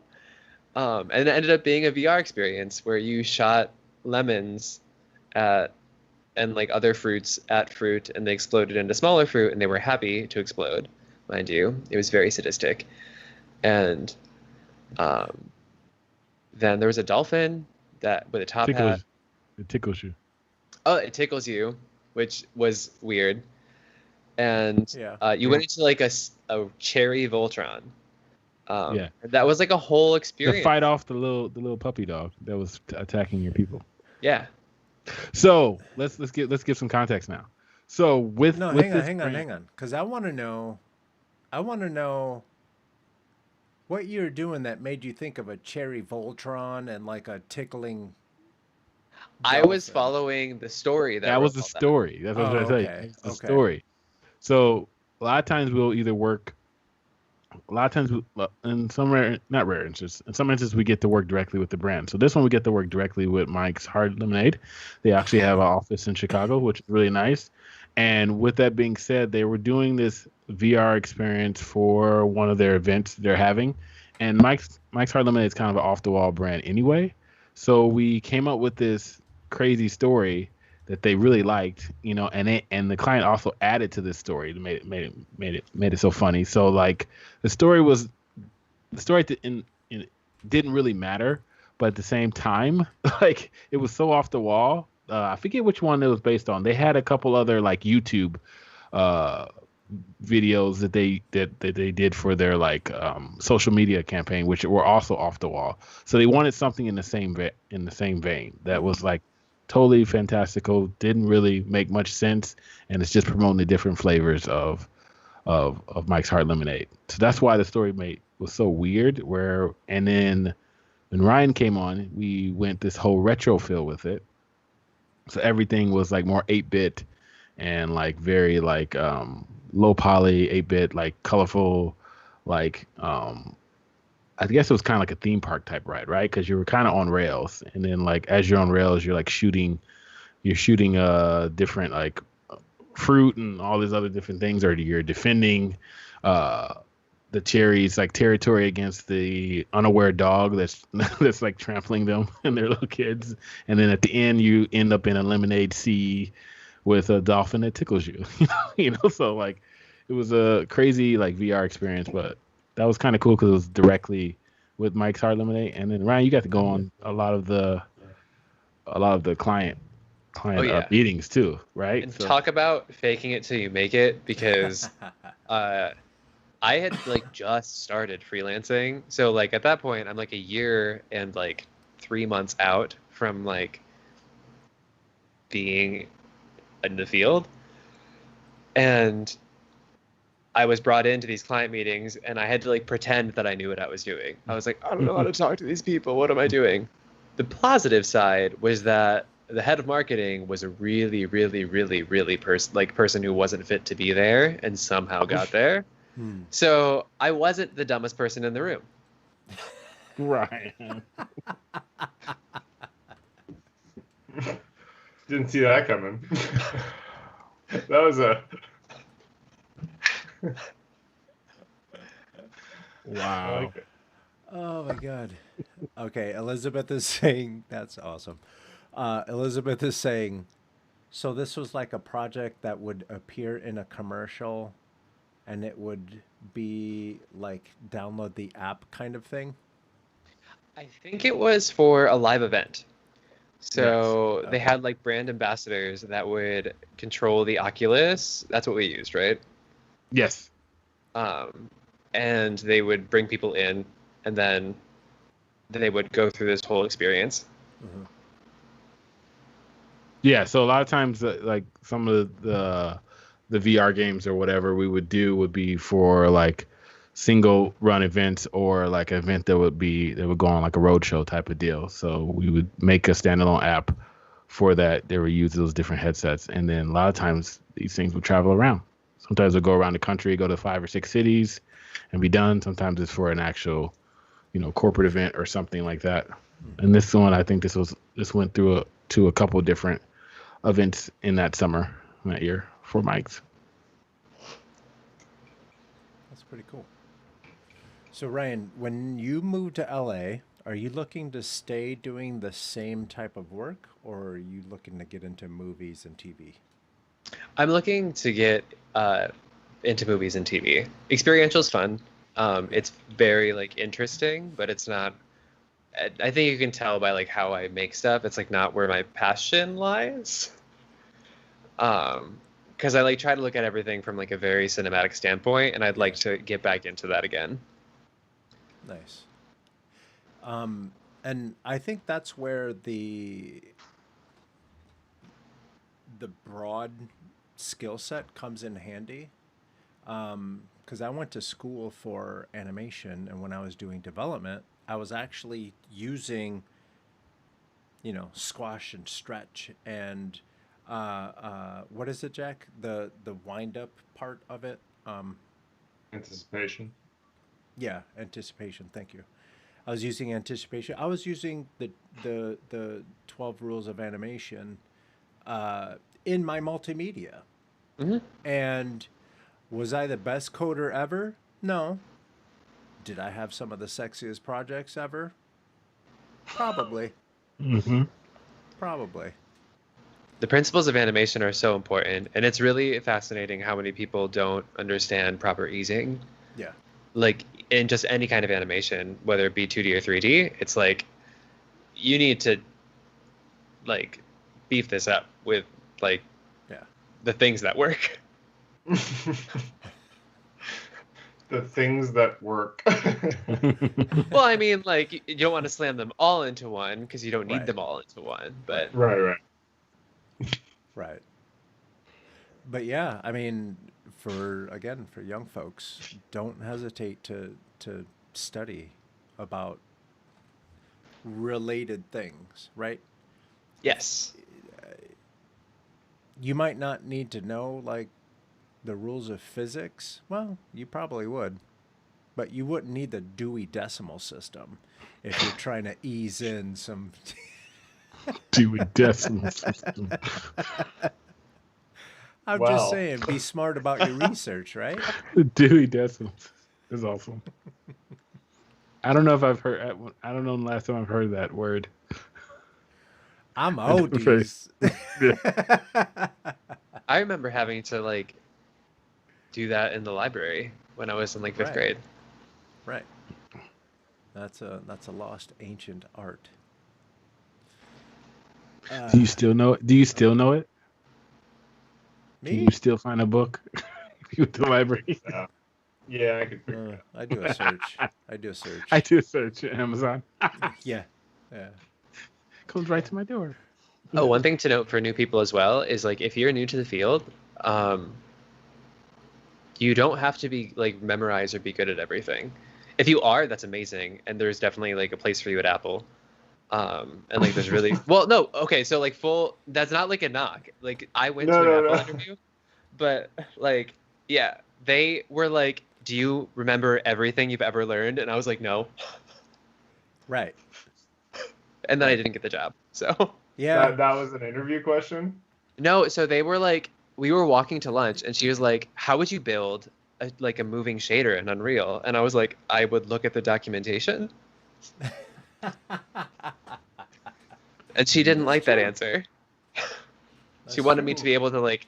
I was like, I think I'd use vertex displacement and documentation, but like I should have answered the exact, like, everything I needed to do out of my brain. Right. But I admittedly can't do that. So. Right.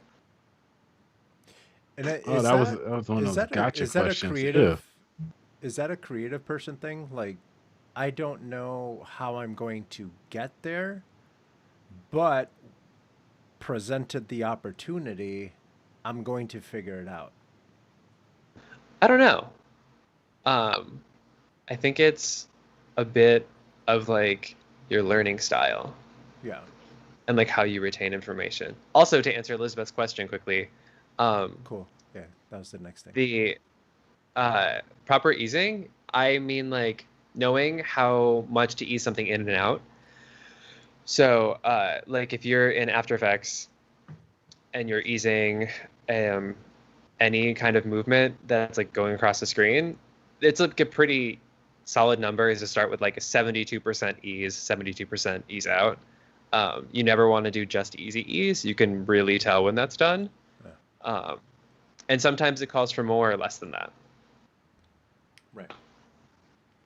So for example, if you have something that's supposed to be heavier, it's going to take longer for that thing to come to rest. It's also going to take longer for that thing to get moving. Mm-hmm. You know, something that's this big, chances are, isn't going to move the same as something this big. You know, so it's just little things that you do to help sell the reality of the project that you're working on. Yeah.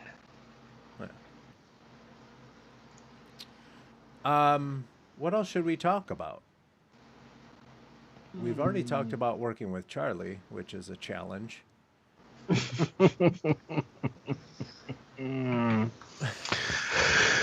Because people fall in love with me. I understand. No. You're the best. Have you ever worked on any kind of entertainment projects at all? Yeah. At Swarovski I did a lot. At DK I did. And when I was freelancing, mm-hmm. Not so much. Those are a lot of commercial. But a lot of title pitches and sequences at Swarovski. Mm-hmm. And then the same kind of thing for DK. That's mostly where like I feel like their work stemmed into the entertainment industry, was like people would come to them for titles. Okay. DK's Digital Kitchens, Chicago, formerly no longer open, but yeah. R.I.P. Wow. When I was still back home, I was working at Leo Burnett.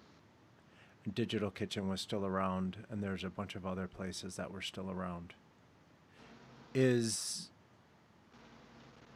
the motion graphics and the your type of work, is that still pretty relevant there in Chicago, or has it been gobbled up?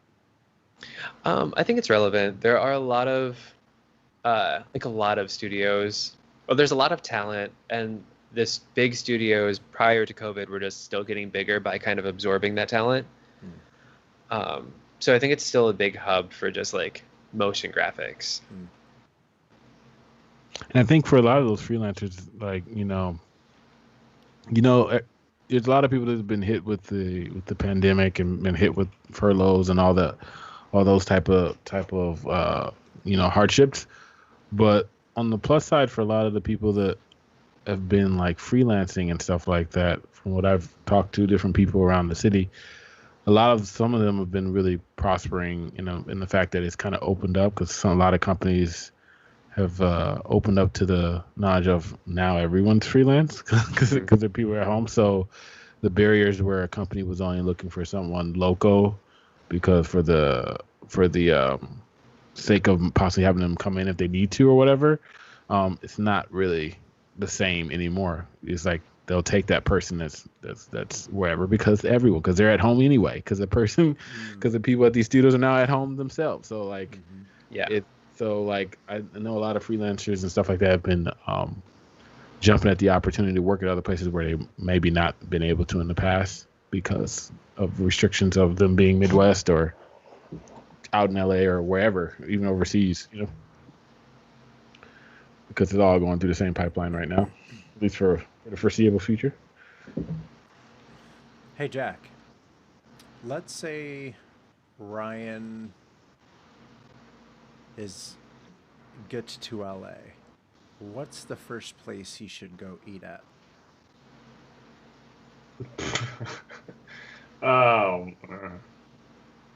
I will say that LA is not known for its food like off the bat. Like it doesn't have that like food scene notoriety that San Francisco or New York does. But there is a lot of great stuff. I agree.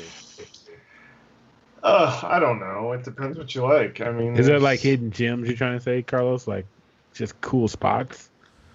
Yeah, I follow on Instagram. So. I follow LA Eats, and I can't wait to go back down there, man. I'm just gonna go to LA Eats on Instagram, be like, we're going here, we're going What's here. What's that street that everybody talks about? Rodeo? Famous. No, Abbott Kelly or Abbott Kinney? Oh yeah, what is Abbott Kinney. Yeah. Is that a street or is that a? Yeah. Yeah. That's in. I'm trying to build that up, right? Venice Beach. Yeah, that's Venice Beach. Okay. Yeah, which is part of LA. Okay. See, the thing about LA, when people say LA, they mean LA County. LA is like this big, but like Venice Beach, all those little spots right there, Santa Monica, all those places are all considered LA. But LA proper is like, teeny tiny. Yeah. And Abbott Kinney. Thanks, Landon. Yeah, Abbott Kinney. That's a nice little road. It's a good spot. I keep seeing the chat, and I was like, are they asking questions? No. I'm not sure. I'm trying to keep up too. Yeah. They have full-on conversations by themselves. They don't need us. Landon just comes in and just talks to people in the chat. Whatever they're talking about. Let me just, so 48 shots? What? I was like, 48 shots? Landon is trying to get drunk.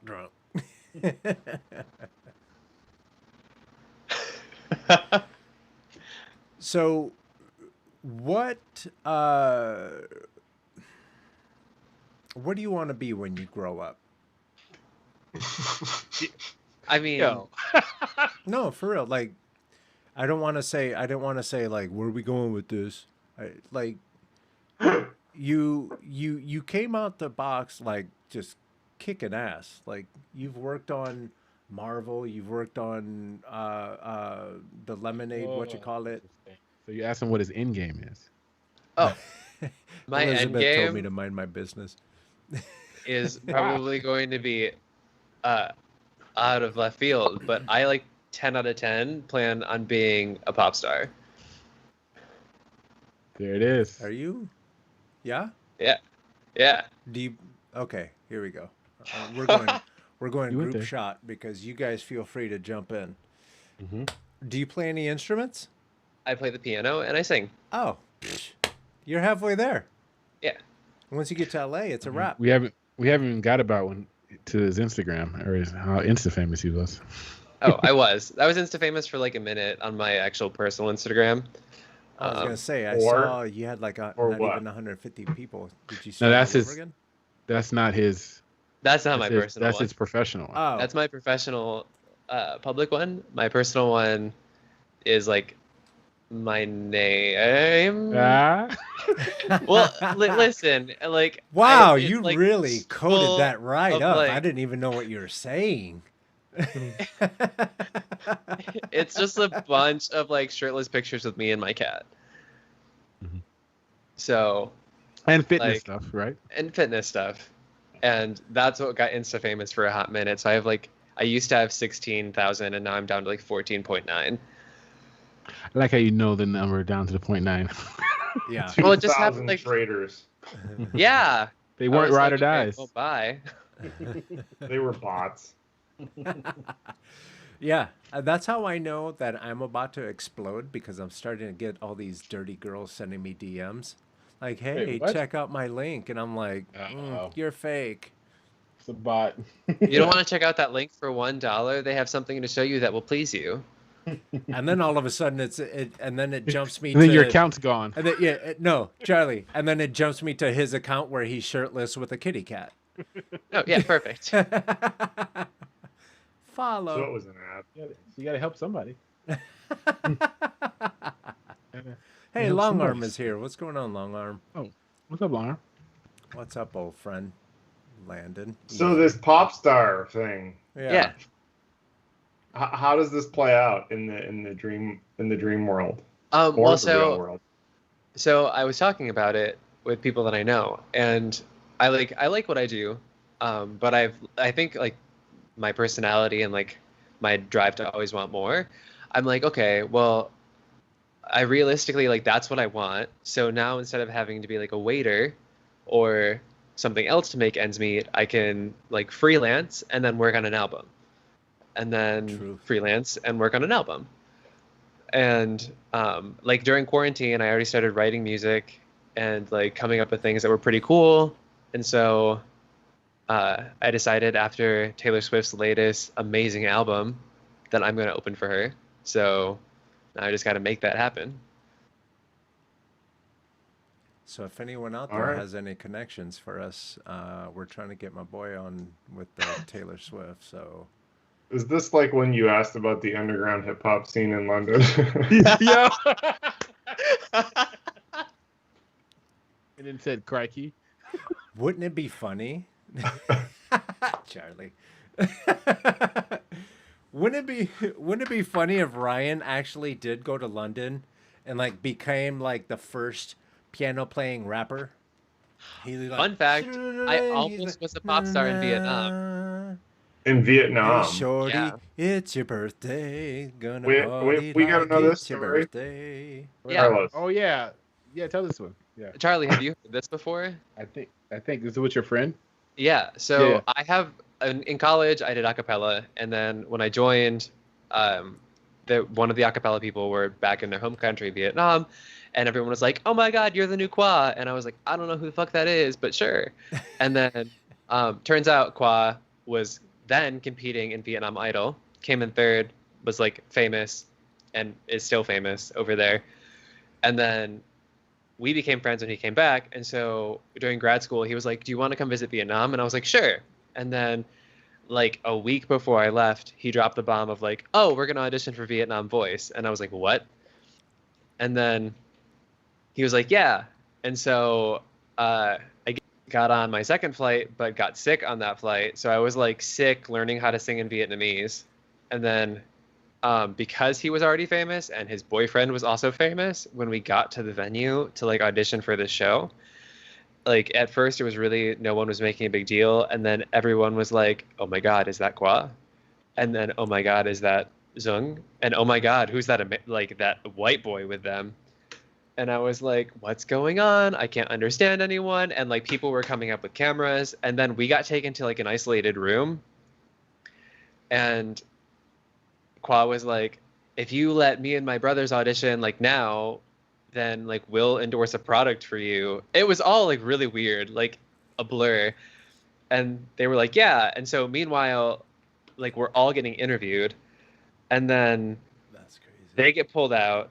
I get pulled out aside to be interviewed again because everyone's fascinated that I'm American here in this like auditioning for the show, while they go in, and then I get a text from them being like, "Where are you?" And I was like, "I don't know, I'm outside stuck and I can't talk to anyone." And then he like tells someone and they come out and get me, but they had already auditioned.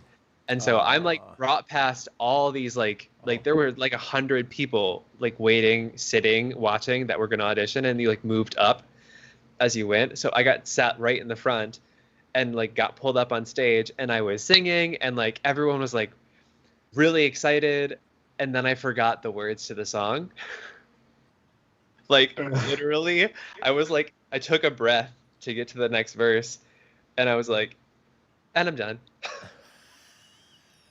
That's all you get. "Can you sing in English?" And I did, and they were way less into that. And then I got pulled away. "All of Me" by John Legend. It's a good one. And then I got pulled down, and then from there it's not a happy ending because, like I said, I almost became one, and they went on to like compete in the show, and I went home. Damn it! Damn it! So close. But had I not forgotten the lyrics to that song, I might not even be here right now. That's true. That's true. But you be prepared, because anytime someone comes on Sketch Zone, good things happen. Am I lying? This is true. Yeah, we've had a great track record. It's a thing. So you got to be careful what you say on this show, because things happen. When you're a pop star, don't forget about us. Come back. Right. This is the time. This is the moment. This is the time right now. Right now. And we're not asking for money. I mean, Carlos is, but we're that's just because, you know, times are rough. Yeah. Exclusively interviewed by Sketch Zone only. Exactly. Exclusive interview. By the way, it's going to cost you $75 to get off. Whoa, that's what she's. I mean, not the most expensive thing I've ever paid for.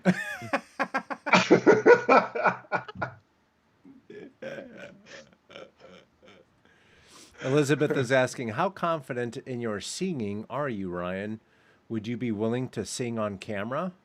I will not sing on camera, but I do. And it's nothing against you. I just like have horrible memories from being commanded to sing on command. Yeah, if that makes sense. Well, how are you going to do it as a pop star?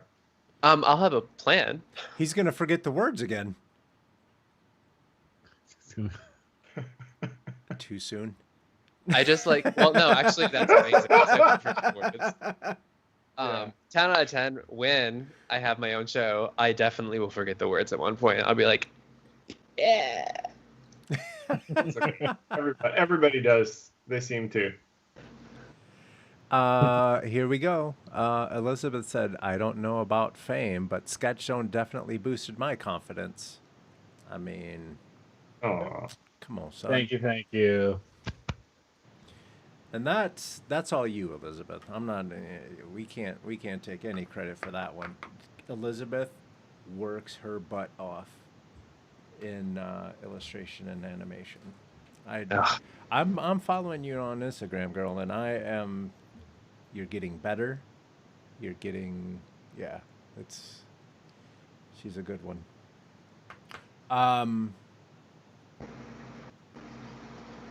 I'm trying to think of if there's anyone down in LA, and I do know some people, but I'm trying to think of somewhere where you can possibly get some friends in that industry.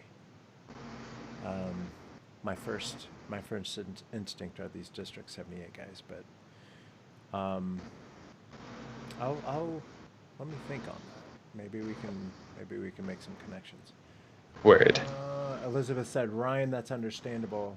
I could see bad emotions tied to singing on command. Singing is a very personal thing, though. Right? Yeah. And I feel like it's weird writing your own music because like obviously music's written by like other people. I don't know where I was going with that, but like when you write your own, you write to how you sing. Yeah. So like it's so much different. Like when I was starting to write my own stuff, it came out like a lot easier. I wasn't like there was like so much more flexibility vocally that I could have that I just wasn't really aware of until I started writing. So I feel like it's cool. If you write music, it's fun. Yeah. Is the approach to writing music somewhat similar to like when you're brainstorming for your creative projects?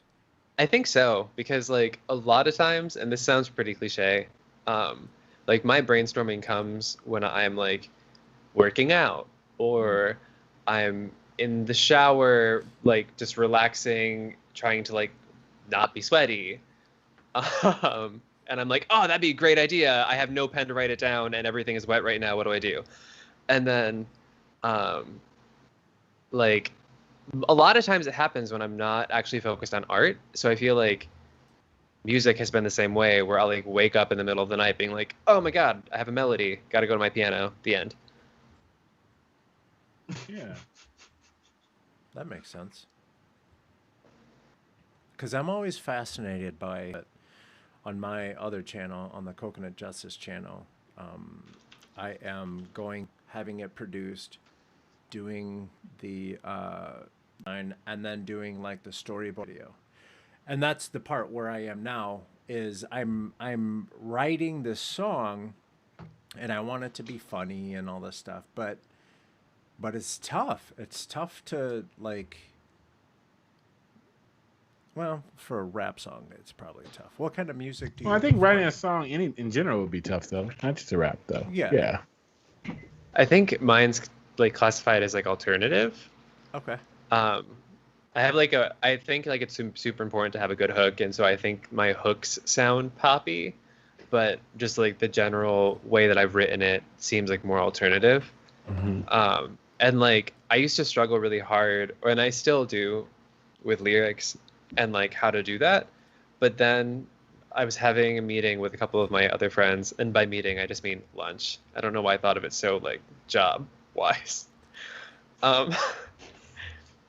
I was having lunch with a friend and I brought it up, and she was like, who's written like a ton of songs, and she was like, honestly, when I'm writing, I'll start off with really stupid stuff of like, if I'm in public and there's a water bottle on a table, what could be the story around how that water bottle got on the table? And just make it up. Huh. And like if you really listen to anybody's lyrics, they only sound refined because it's not the first version. So it's like any of our art pieces where like the first version is probably going to be pretty rough. Like it'll have a lot of things that are wrong until you figure out what you're trying to say. Yeah, that's a good pep talk, because I've been off and on writing the song for a couple months now, and yeah, I think I have like the 3 verses. I think I have the chorus down. So I'm in the refining process. Like I have, going into like the illustration part of my brain. I have the sketch down. Now I'm trying to like tie down the roughs, right? So it's an exciting thing. It's an exciting process. it'll be interesting to see what kind of I have helping me out. So Travis, Sketch to Animate. And again, if you guys want some really cool learning opportunities, go check out his channel, youtube.com/sketch2animate. He's helping me. Well, he's already kind of helped me with some of the character designs and stuff. Jack is going to help me with like the visual storytelling part of it. The producer is a guy by the name of Doug Infinite, who is he's worked with Common and No ID and a bunch of other folks that you've heard of. But one of the big things about Doug is that Kanye West was back in Chicago when he was doing his what I call his apology tour. Mm-hmm. And he was going on all of the radio stations, and he said on the radio station that Doug Infinite and No ID were the two guys that taught him how to make beats. So yeah, Doug Infinite is kind of a big deal. And I have another guy who I think is interested in helping me like smooth out my lyrics. I can't really name him yet, but it's kind of a big deal. It's going to be cool. Like if he does assume, or if he does agree to help me out, it's going to be kind of a big deal. So yeah, I'm excited. Like the things that you're telling me is really cool. 'Cause I'm like, maybe I'm just not supposed to write this. And then for you to say, no, it's a process. It's cool. You're going to get it down and you'll refine it and everything. Oh, yeah. Like the song that I love the most that I've written, that probably, I don't know if people will like or not. Like, I was just playing around on a piano and like made a hook and made a ton of really shitty verses to go with that hook. They were all like too wordy, and then like I was trying to be too like lofty about it, and I was like, okay, whatever. And then like my boyfriend reeled me back and was like, no, like let me take a stab at it. And then he like co-wrote it with me, and I just like spliced different parts of it together. So that's exciting. It's that whole music thing is so, you know, you see a lot of people doing it, so you think that, oh, this is going to be a piece of cake, and then when you get in there, you're like, it's like trying to fix your car. And you think, well, okay, you know, I can check the oil. Yeah, and then the next thing you know, oil's all over you. You don't know how you got there. You're sliding around. Yeah. And suddenly you're at the end of your driveway. Yeah. People always ask me, you know how to fix cars? I was like, yeah, but I wouldn't trust me to fix my brakes.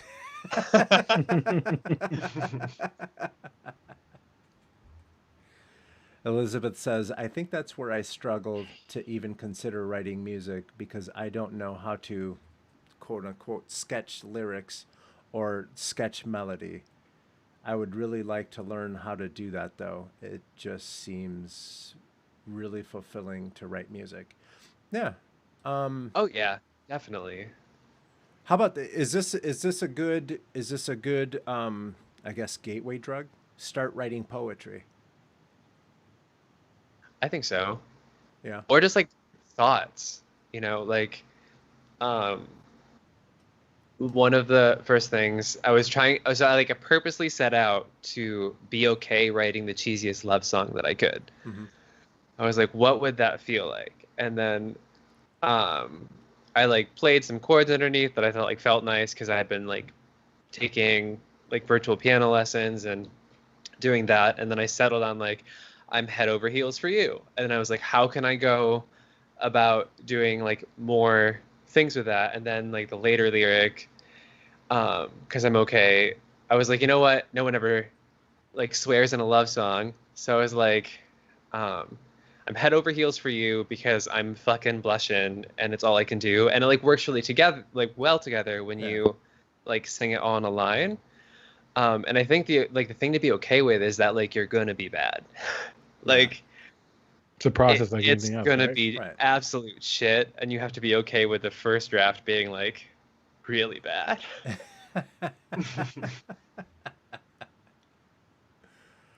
I think people forget, you know, like that things like these are always goes in waves and goes in processes, you know, like you're gonna be bad. We used to call it what for other things art called the valley of the suck. You know, you gotta get through You gotta get through that.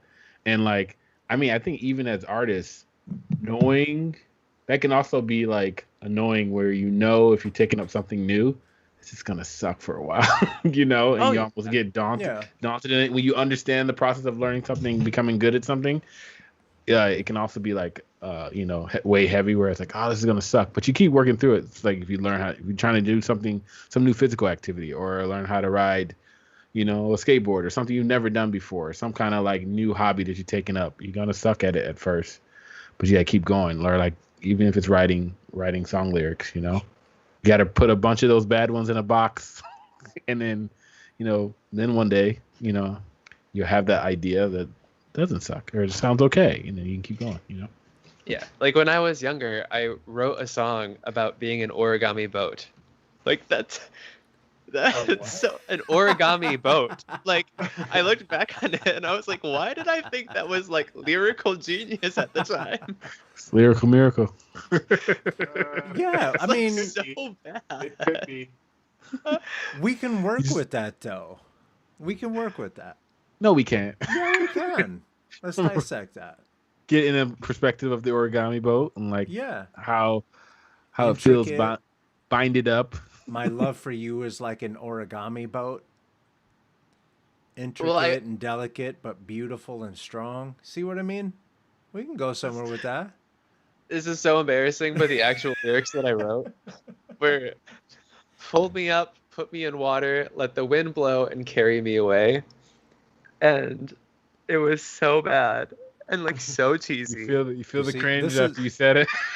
This is what I wanted there in the air. This is what I wanted right here. I want. You wanted the lyrics. Just sits in the air and weighs heavy on your soul. It's like one of those skeletons in my closet of like really awkward moments that I'll never forget happen.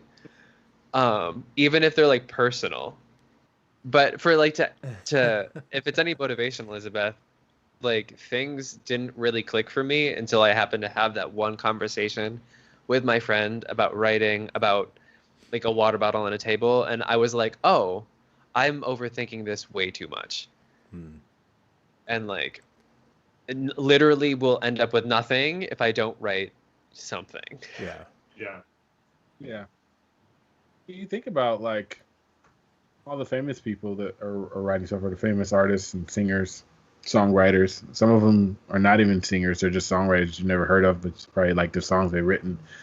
They're all coming from a different, I'm not gonna say gimmick, but a different thing. You know, Ryan mentioned Taylor Swift, and a lot of times she just writes stuff from past relationships and life. You know, and somehow the style of the way she writes sounds good over an acoustic guitar.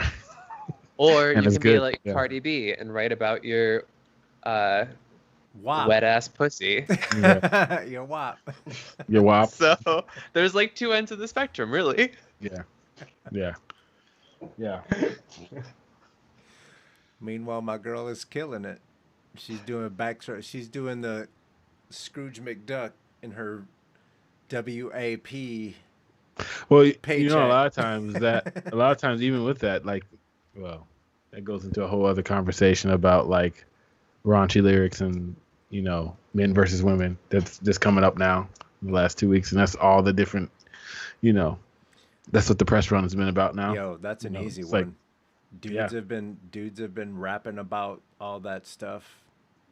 They just mad that she's finally getting hers out. Oh yeah. I do think it's so funny though that the like PG version is wet and gushy. Yeah. To me, like, that's it's even grosser. So weird. I mean, not that the original is gross. That's not what I was trying to say. But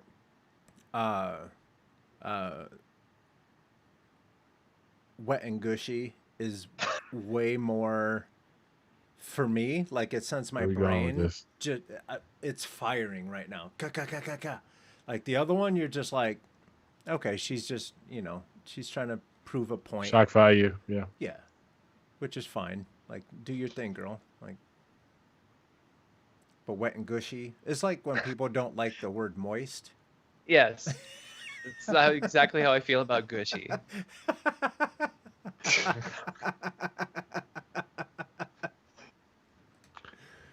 Oh, this has been one of those. So Elizabeth says one of my favorite lines by an indie artist was, "Don't do drugs, kids, unless you want to meet the aliens." And listening to that at 13, I was like, this is deep. At 48, it's still deep. According to the Pentagon, it's real. I'm afraid to meet aliens. I'd rather stick with warm and gushy. Oh my God. Or no, sorry, wet and gushy. Yeah. So with there that, it is, friends, I need to go get some sleep. Do we have any more questions for Ryan? That's it. Let's see. Are you? What's going on, Chuck? No, I was reading the chat. Oh, okay. All right. Also, though, side note, back to something we talked about way earlier. The other app to check out, we talked about Nomad, but the other one to check out was Forger. Forger is another sculpting app, which I've been told since I started talking to other people about Nomad to like check out that one also. It's only $9, $10 on the App Store, but it looks really good. And artists like Glenn Southern and stuff like that, we already posted his thing earlier. Has been doing some really cool tutorials on it, and a couple other places online too already. So that looks cool too. I don't know. I think we might have picked a good one for the ones we started off with Nomad, because this one looks cool, but just initially the interface looks a little simpler than the other one, but it looks great. Do they have a trial period? I don't know. It doesn't look like it. It looks like they just asked you for the money now. That's the cool thing. Is that a thing? Yeah, Calipag has one now where. I did notice that. Yeah, I did notice that they have a trial. You get a certain amount of time to play, and then if you want to keep it, you keep it. Elizabeth says, Ryan, what would you want people to describe your music as? Like, what description would you want to hear in a review in the future? That's a great question. I think I would want people to feel like familiar, that they can like listen. It's something that you can listen to in like while you're walking, but also something that like could potentially bring you joy. I don't know if that makes sense. I just like want people to feel connection to it. Yeah. And like that it's relatable, I think is a way to say like that I'm looking for. Yeah. That makes sense. Cool. Yeah, cool. That makes sense. So let's go ahead and wrap this one up. We've been going for a couple hours now. But Ryan Vazquez, thank you so much for coming on. If people want to find you online and start, they want to start following you before you pop, you have been on Sketch Zone. I will attribute all my success to here. There it is. Yes. I got you guys. Yes. Hey, if people are trying to find you online and check out your work and all that good stuff, where can they find you? You can find me on Instagram at roar.vfx. My website is www.ryan.cat. Yes, I do have a thing for cats. And I'm on Twitch. I stream art on Twitch on Thursdays. So I did it earlier today. So if you guys want to do art and hang out or just have any questions, feel free to check that out. I'm twitch.tv/anomaly, spelled ANAUMALI. ANAU MALI. MALI. Yeah. Anomaly. And like, oh, I like that. If it's a way to keep yourself accountable by tuning in and making sure you do art in the hour I do, or if you have like questions about what I'm doing, or just want to hang, feel free. And what kind of stuff? Are you drawing and stuff? Are you I'm doing an designing? art prompt and doing 3D cool. like how I do a style frame. Oh, cool. I like that. Hey, Charlie, if people are looking for you online, where can they find you? You can find me on my website, carlcollective.com/CharlieB. You can find me on Instagram. My regular Instagram is CharlieBW3 Instagram. And then you can find me on Pinterest, pinterest.com/CharlieBW3. And then coming soon is my new art Instagram, which I'll tell you at a later date. But it's coming. About time. Don't you? And then you'll catch me on Ryan's streams and stuff like that. We'll be streaming art too. So. Have you been on the stream? Not yet. Ryan just started the streams in the last couple of weeks, so nice. We'll dust off my Twitch stuff and join forces. I've been showing some of the other 3D stuff. He's like, ooh, that could be good for style frame stuff, environment stuff. So it could be cool. Nice. It'll be cool. Hey Jack, if people are looking for you, where can they find you? Mainly Sketchbook Jack on Instagram and Sketchbook Jack a couple of other places, but mainly Instagram. Excellent. Oh, and you can find me at coconutjustice.com. Coconut Justice everywhere else. Sketch Zone. We try to do this every Thursday night. And if you can, join us live 9 o'clock California time. What was I gonna say? And you see how we like to interact with the chat room too. Thank you guys. Studio audience. Thank you, Landon, Elizabeth. Thank you. Long was there. I saw a couple other long arm, and I saw. We had Dylan draws. Dylan, that's right. And a shout out to Sketch to Animate, Travis. Yeah, for real, you guys need to go check his channel. Every once in a while, he lets me in, but he says I talk too much. That's so funny. But yeah, we try to be here every week, and that's it for us, I believe, unless I forgot something. But again, thank you, Ryan, for coming on and sharing your hopes and dreams with us. Be ready, because things are going to start happening for you. Thank you for having me. Yeah. Super fun. Yeah. It was good having you on. Yeah, thanks for coming on, bud. All right, everyone. Have a good week. See you guys. Bye.